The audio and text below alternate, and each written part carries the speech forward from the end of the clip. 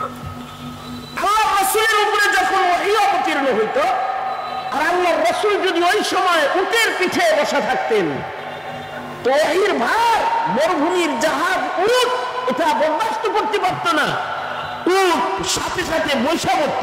আল্লাহু আকবার, জোরে করে বলেন, আওয়াজ করে জোরে করে বলেন আল্লাহু আকবার। কোরআনের ভার, ওজন চতুষ্পদ জন্তুর সহ্য করার ক্ষমতা নাই। আল্লাহর রাসূলের বদন মোবারকে তো 1000 জান্নাতি যুবকের শক্তি ছিল। 1000 জান্নাতি নওজওয়ানের শক্তি নবী আলাইহিস সালাতু ওয়াস সালামের দেহের ভিতরে ছিল। এরপরে আল্লাহর রাসূলের উপরে যখন ওহী অবতীর্ণ হইতো, তো বোঝা যাইত যে নবীর উপরে কিছু আসতেছে। উসমান ইবনে মাযউন নবীজির সামনে বসা আছে, তিনি নবীর কাছে মাঝে মধ্যে আসেন। এখনো পর্যন্ত উসমান ইবনে মাযউন কালেমা পড়ে মুসলমান হন নাই। আল্লাহর রাসূলের সামনে উনি কোনো কারণে বসে রয়েছে, আর ওই সময় সূরা নাহলের এই আয়াত লইয়া হযরত জিবরাইলের আগমন হয়েছে। আয়াতটা অবতীর্ণ হয়েছে, আর আল্লাহর রাসূল ঘেমে গেছেন, পসিনা গড়ায় গড়ায় পড়বার লাগছে, বদন মোবারক ঘেমে গেছে আল্লাহর রাসূলের। উসমান ইবনে মাযউন বলে,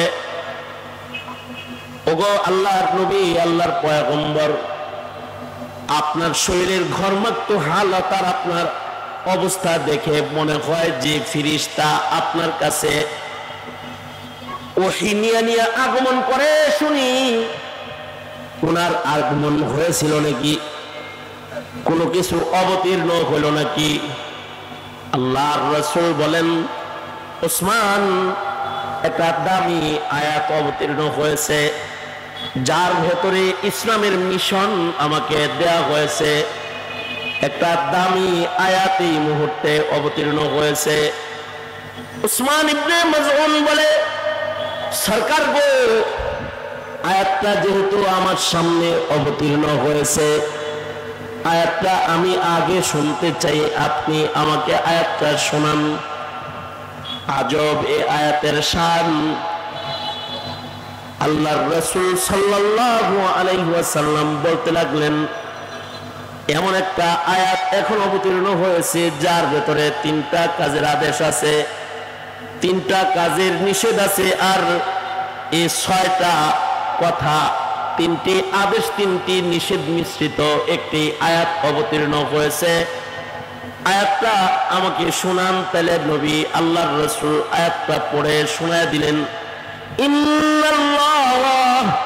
ইন্নাল্লাহা ইয়া'মুরু বিল আদলি ওয়াল ইহসানি ওয়া ইতা'i যিল কুরবা ওয়া ইয়ানহা আনিল ফাহশা'i ওয়াল মুনকারি ওয়াল বাগই ইয়া'iদুকুম লা'আল্লাকুম তাযাক্কারুন।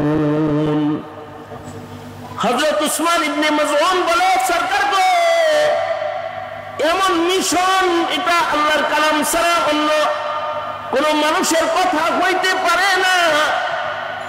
ছোট্ট কথায় যে জিন্দেগির দামি দামি নসিহত, এটা কালামুল্লাহ ছাড়া অন্য কিছু হতে পারে না।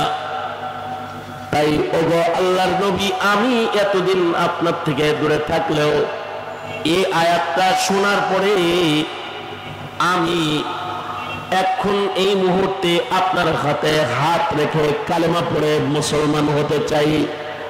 ওগো আল্লাহর নবী, আমাকে একটু কালেমা পড়ে আমার নামটা মুসলমানের খাতায় উঠায় দেন।